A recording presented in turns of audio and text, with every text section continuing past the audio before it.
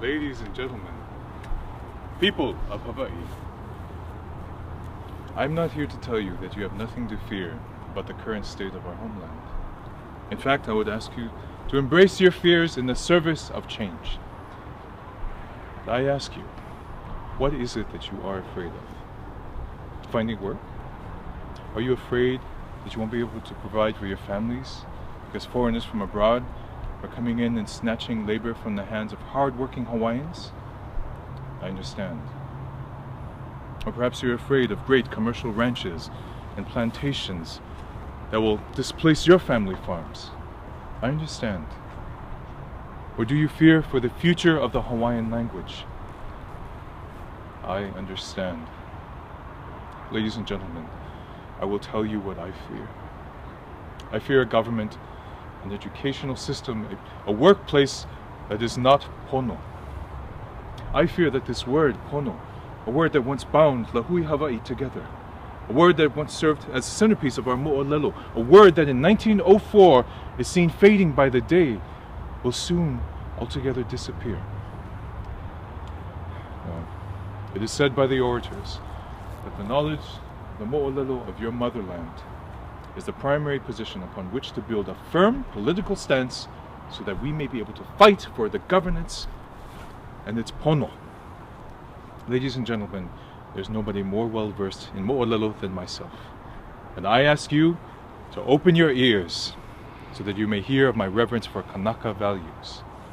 Open your minds to the bright future that we can build together. And open your hearts to Joseph Poepoe, Home Rule candidate for Oahu's 5th District. Poepoe for the pono of the people. Mahalo. Now, unlike these other native Hawaiians whom the Republicans would have you vote for, I am a native boy. I was born in Kohala in 1853. We have a saying in my homeland. A'ohe u'ihele vale o Kohala. No youth of Kohala goes out unprepared.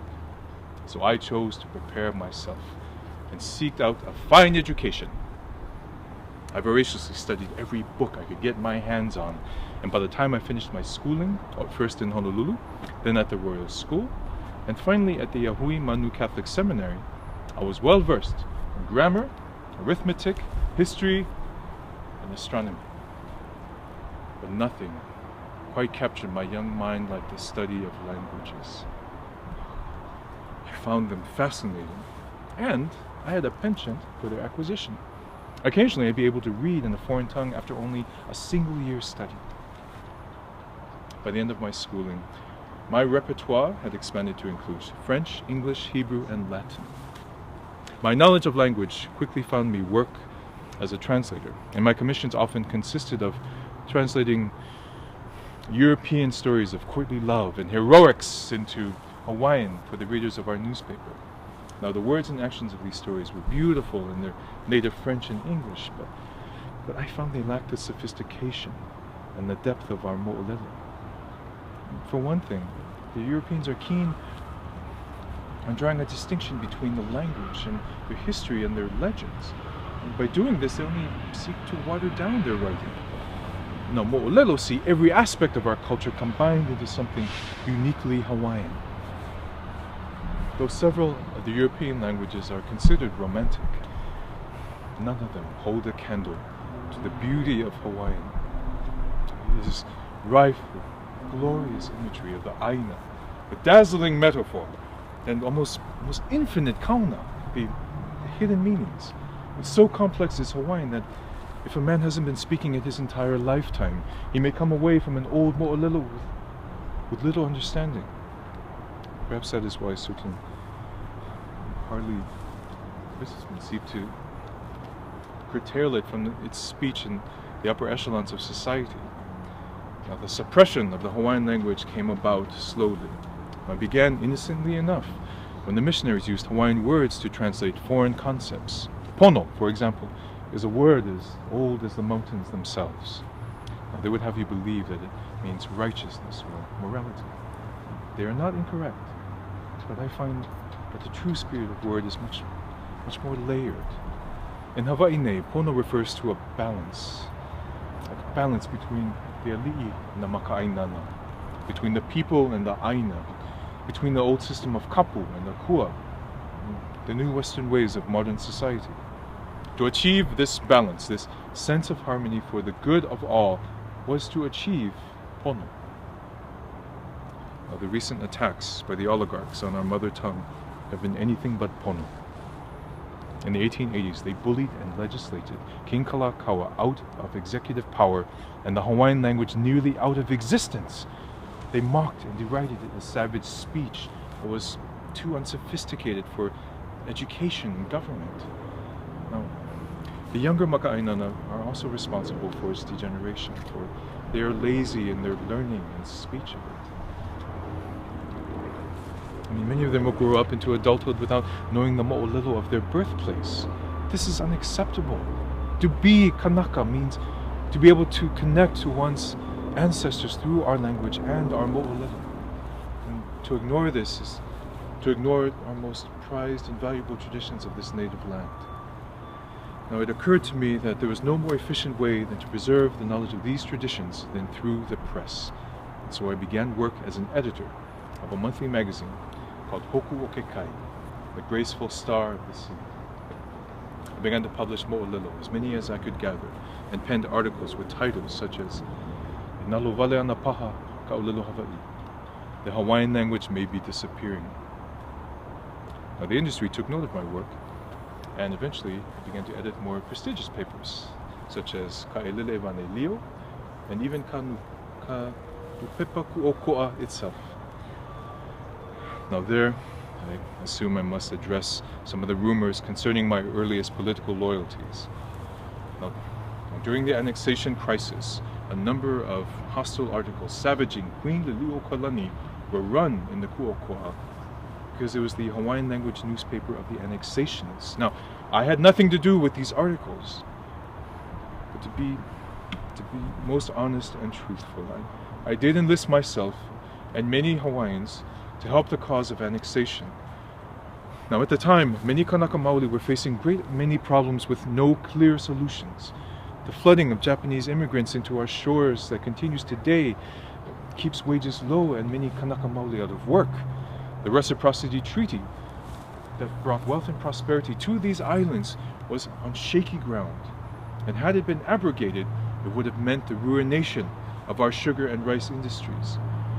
But most importantly, I had hoped that we'd achieve annexation so that we may obtain the rights and privileges of an American citizen, particularly the right to vote. Now, under the oppression of the Republicans, Hawaiians could not even cast a ballot for the politician representing them. But with our suffrage protected under the Constitution of the United States of America, we can shape or mold our government as it should be, as a tool for the pono of the lahui. Now, the oligarchs greatly fear this power, and though they cannot strip us of it, they can undermine our ability to use it. In 1900, the American Congress passed the Hawaiian Organic Act, which established these islands as a territory of the United States. Now, before its ratification, lobbyists with anti-Kanaka interests managed to squeeze in a little stipulation making English and not Hawaiian as the dominant language.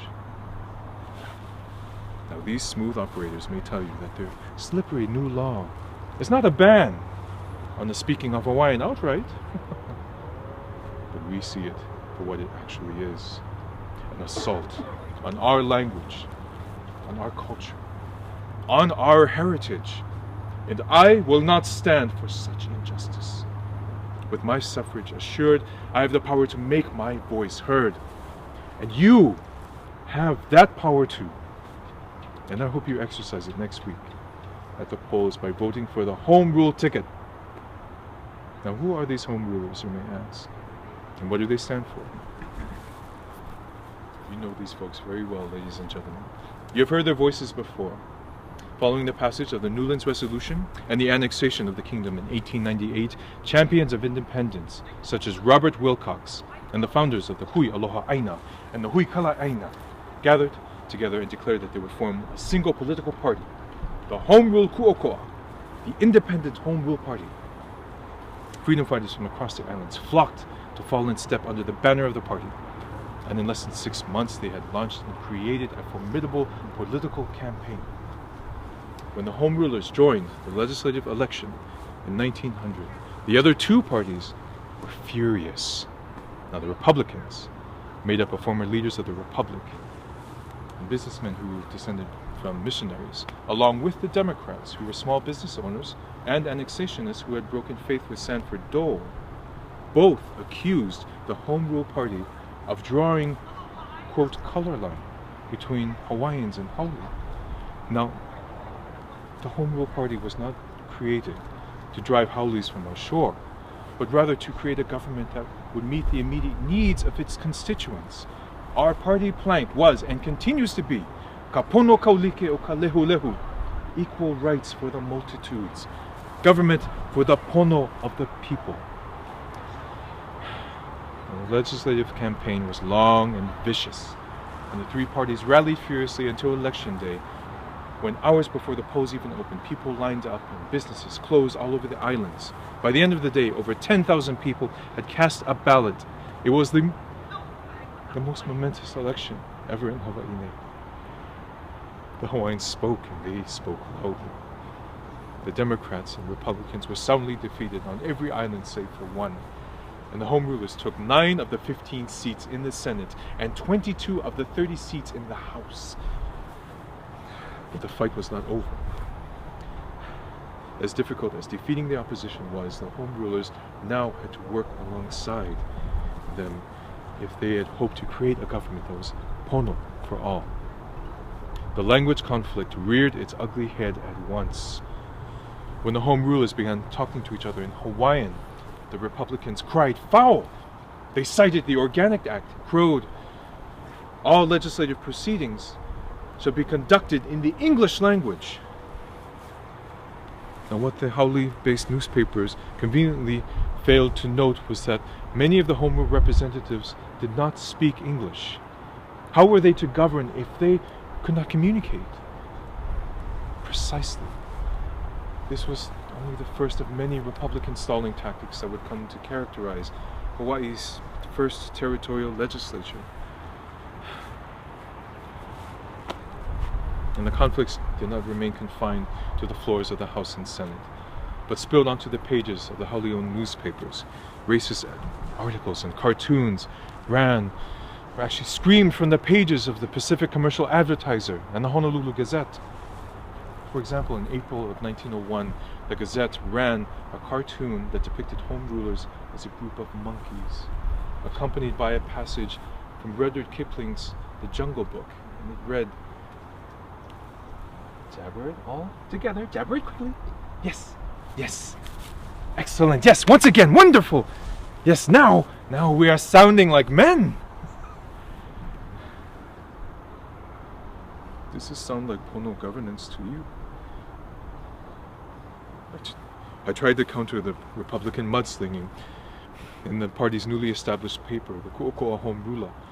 But instead of personal attacks, I published Mo'olelo, and I wrote pro-Hawaiian Language editorials in addition to articles about the accomplishments of our brave Home Rulers.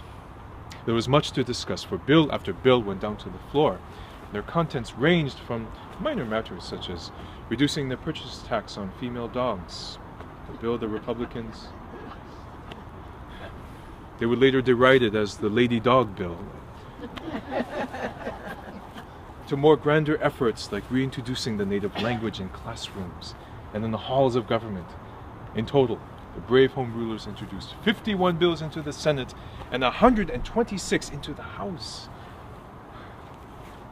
Unfortunately, the oppressive and the racist, the partisan atmosphere could not be overcome. Thanks to the senseless opposition by the Republicans, the bills went to the floor like lambs to the slaughter, and little was accomplished. Although it was clear that one party was responsible for the legislative inaction, they somehow beguiled the people into believing that the Home Rulers were the incompetent ones. It was on the back of this pitiful lie that the Republicans sailed to victory in 1902.